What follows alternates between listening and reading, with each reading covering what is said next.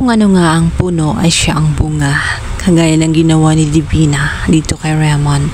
Nung mga time na naghiwalay nga si Charlene at itong si Ramon ay sinalakay agad niya ito hanggang sa tuluyan itong nakuha at tuluyan niyang nawasak ang pag-iibigan ng dalawa.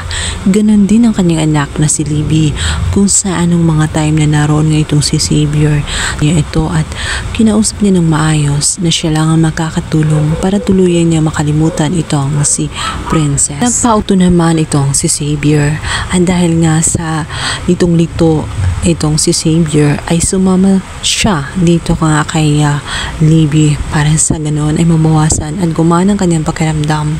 Nagkasundo sila, gagawin ni Libby ang lahat, handa siyang magpagamit dahil sa kanyang palagay ay makakatulong din itong si Xavier sa kanyang kalagayan dahil nung mga time na nagkulop nga silang dalawa hanggang ngayon ay hindi pa rin siya okay.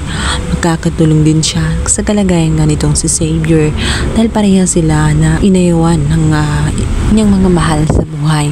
At kapag ginawa nila ang bagay na iyon, kapag itinuloy nila ang pagmamahalan nila, ay maging maayos sa tingin niya ang kanilang relasyon dahil parehas na sila ng sitwasyon at mag-iintindihan na nila ang kanilang mga kalagayan. Walang option itong si Xavier kundi mag-oo na lamang dito kay Libby. Magugulat na lamang itong si Princess at agad siyang mag-react. Sa tingin kasi niya ay ginagamit lamang ni Xavier itong si Libby dahil alam niya na mahal siya nitong si Xavier. Ngunit sadyang paninindigan nga ni Libby ang kanyang pagdadrama sa harap nga nitong si Princess dahil sasabihin niya na talagang mahal siya nitong si Xavier at sa tingin ba daw niya hindi siya lovable para hindi mahalin din itong si Xavier. Kaya naman napanganga na lamang itong si Princess at lumayo siya. Sa pagkakataong yun ay hindi maiwasan nga ni Princess na maiyak sa kanyang kalagayan.